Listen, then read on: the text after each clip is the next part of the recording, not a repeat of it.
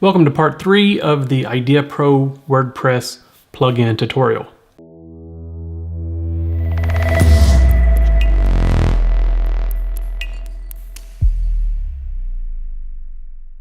So I had a comment on the plugin tutorial video to create a form for part 3. So that's what we're going to do today. So let's go over everything and then we'll get started on part 3. So in the first plugin, or the first part, we did the default that's required to write a plugin here. And we created this function and shortcode to display this content wherever we put in example shortcode. So then in part 2, we created an admin menu option, which is this function here. And then we created a function here for the settings page on the WordPress admin side. And then these two functions here actually display the header and footer scripts that we put into the settings page on the WordPress admin side. So here we're on the Idea Pro example page, and we have the dashboard here for WordPress admin. So we're going to create a form that could be submitted and you get an email from that form submission. Okay. So the first thing that we want to do is we want to create a page called thank you. And in this content here, we can say, thank you for submitting your information. You can put in whatever you would like here, and we're going to click publish. Now we're going to open this page, and there's thank you for submitting your information. It's really simple, but that's all we need right now. So we want to copy this URL because this is the page that we're going to submit the form to. Okay. So now we'll go to our code side. Now we can leave all this code in the plugin here. It's not going to affect anything. If it was a production plugin, I definitely wouldn't leave all this in there unless we needed it. So we're going to come down and we're going to create a new function, and we're going to call it Idea Pro Form. And this is going to be a shortcode, shortcode with 2 arguments. Okay, so this is just like the first shortcode that we created here. So we're going to first call it Idea Pro Form. Now this is what's called on the content side to display that form on the page. And then we have the callback as the second argument, the callback function, which is this function here. Now you can name these whatever you'd like. If you'd like to put an underscore here, just make sure you put that underscore here. If you'd like to say Idea Pro contact form, or if you would just like to say contact form. But this needs to be unique. So I usually add something like Idea Pro in front of it, my company name, or just a unique identifier so that no other plugin I use on the site will conflict with this shortcode. The same thing with the function. No other function on the site in any plugins or theme or anything like that should conflict with this. If you do, you're going to get an error. So the callback is Idea Pro underscore form. Now this is our function here. Our shortcode. So if we want to say return, this is where the form will be. And we can use this here. We're going to upload that to the server. So we're going to go to posts because our front page is built off of posts. And this is that Hello World post. So we're going to go to posts, Hello World, and then we're just going to pop in a shortcode here. So it's open square bracket, close square bracket, and then Idea Pro underscore contact underscore form, which is this first attribute here. So now if we hit update and we come back here and refresh, this is where the form will be. So that content that we put in is showing up on the page. So the short code is working correctly. So now we're going to remove this and we're going to say content. Now we're going to return the content. And up here, we're going to create a content variable, a blank variable. So content, we'll make a little comment. All right. And then we're going to extend the string. So by doing this, we're calling content a string. So we're going to extend the string by saying content dot equals, and then we can add anything in there. Okay. So the first thing we want to do is form method is equal to post. We're going to post the information. You could do it as a get or a post. So we're going to then use this page that we submitted. So we're going to copy that URL or the thank you page. So we're going to post that in there. We're going to come down and we're going to say content, and we're going to close the form there. Okay. So now we've built the structure of the submission or the form HTML. So now we're going to put the information in it, the fields in it.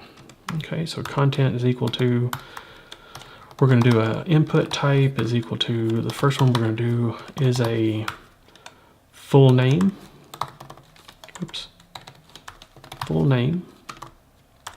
Placeholder is equal to your full name. Whoops, didn't mean to do that. And then since we're not adding any styling or anything like that, we're actually going to add in a break after each one of these.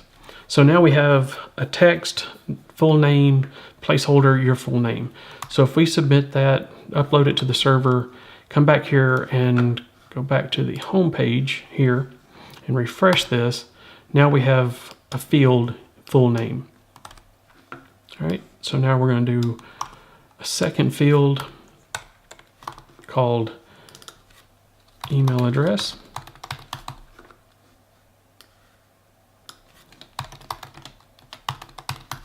Email address. Then we're going to do another one. Let's do phone number. And here we can say phone number.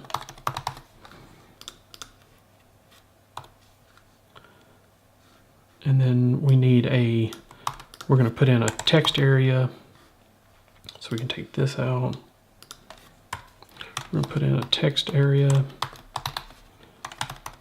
Oops. Text area, and we're going to call it comments. Placeholder is equal to give us your comments. Okay. So now we have full name, email address, phone number, comments. So the last thing that we need is a button to submit the form. And we're going to say input type is equal to submit. Make sure we use that single quote on there. Name type is equal to submit. Name is equal to Idea Pro submit form. And for these names on the submit buttons, I always use a unique identifier kind of for it too. And I'll show you why in just a second. So the value is what the button's actually going to say.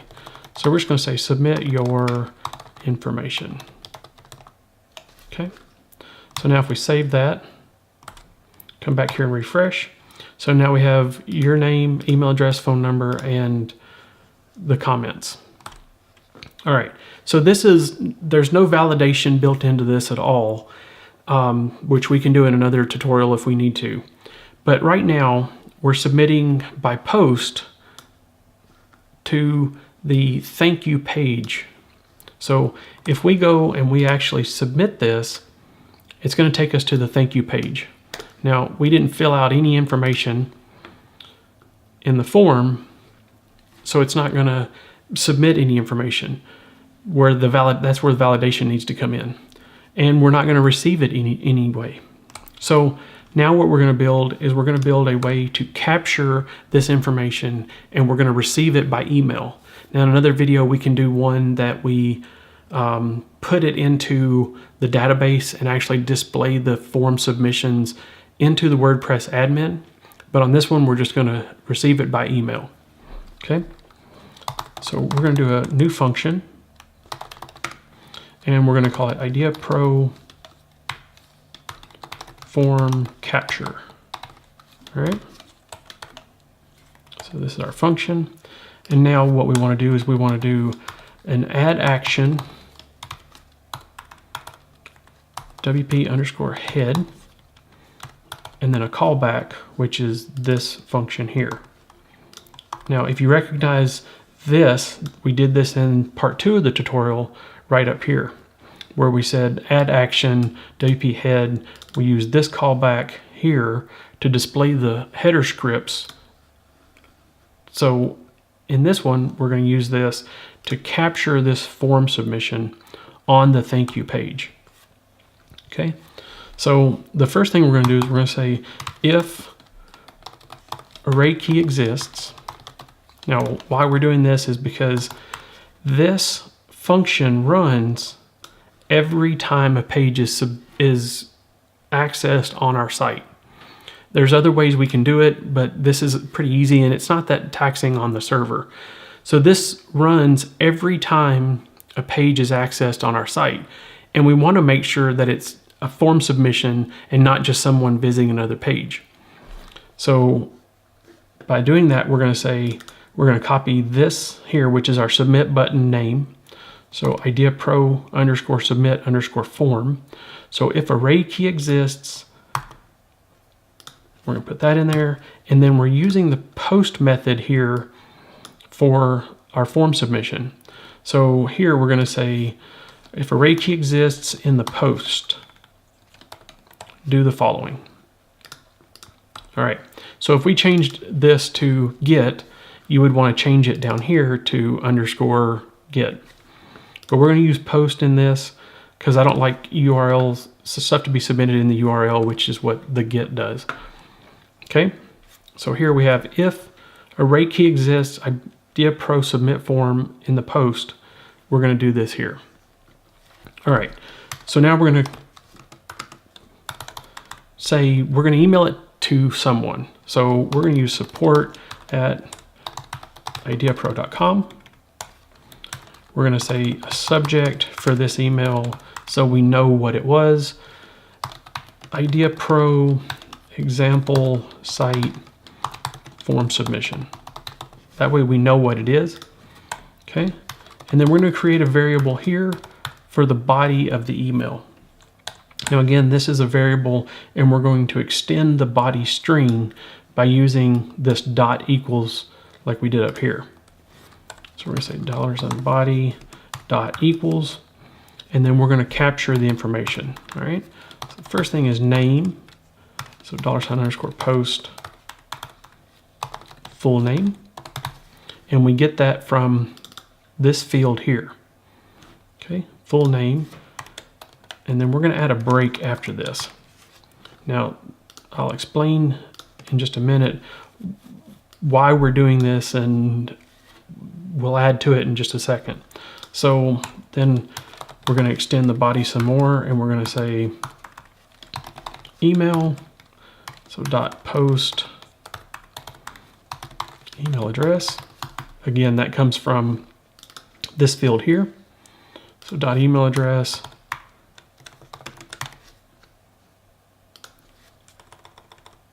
Those need to be single quotes.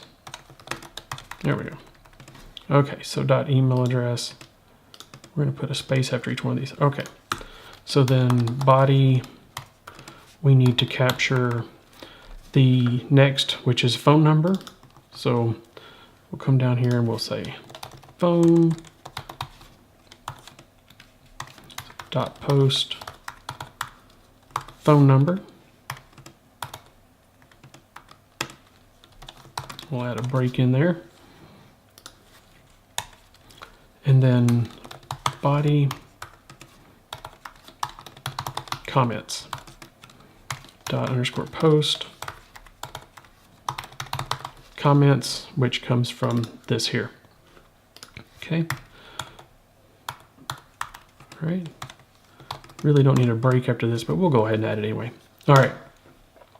So now this captures the name, email address, and phone number, and the comments that someone has submitted. So now we're going to use the WordPress mail function to send the email. So the first variable is the to field, the next one is the subject, and then the last one is the body. And you can actually put in headers and attachments and all that stuff, but we're not going to get into that right now. So basically this will submit. So we have the to, we have the subject, and we have this body. All right, so we're going to save that to the server. We're going to refresh this page just to make sure we're on the newest. And so we're going to submit my information. We're going to use the support at ideapro.com. We're just going to put in a fake number here, or X's, and then we love your website. Thank you for building it. All right, and now we're going to submit that information, and it says thank you for submitting your information. Now this edit shows up here because we're logged in and we have this bar up here. If we weren't logged in, it would just say thank you for submitting your information. So now we're going to go to our email, and now we have this email that just came in, and it says name, Joshua Herbison, email, support at IdeaPro, phone, XXXX, comments, we love your website, thank you for building it. So now we've received that form submission, but you see how it's all one long line? That's because we sent an HTML email, but we didn't tell WordPress that we're going to send an HTML email. We sent it as a strictly text email. So now the next thing we need to do is we need to send it as an HTML email. All right, so what we're going to do is we're going to create a function, and we're going to say set HTML content type. Oops. There we go. Okay. So in here, we're going to say return text HTML. All right. So above the WP mail here, we're going to say add filter. And we're going to say WP underscore mail underscore content underscore type. And our content is, our callback is going to be this function here.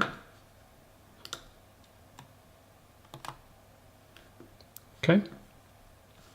And then after this, after it sends this email here, we need to remove this filter. So we're going to say remove filter. WP underscore mail underscore content underscore type. And then the content, the callback is this function here. Okay, so now we're going to add a filter so that it sends the HTML email from this here. And then after, we're going to remove that filter so that everything goes back to the regular WordPress mail. All right, so we're going to upload that. Again, you need to make sure that this function doesn't conflict with any other function. So we're going to refresh here. So now we have our form. We're going to let's do a different name. We're going to do John Herbison. How about that? And so we'll do Josh at ideapro.com.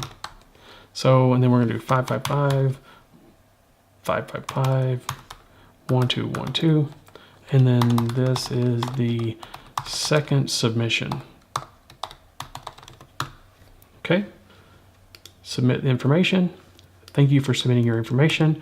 Now if we go check our email, we have an email, and so now it's formatted correctly. Name, email, phone number, and comments. They're all on separate lines.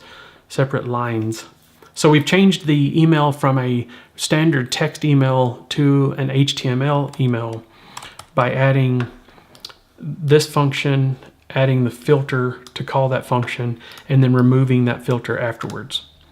So hope you liked the video. If you have any questions or comments, let me know. Subscribe. If you have something you need me to build into this plugin, or if you need validation or something like that built into the form, let me know and we can do a video on that. Thanks.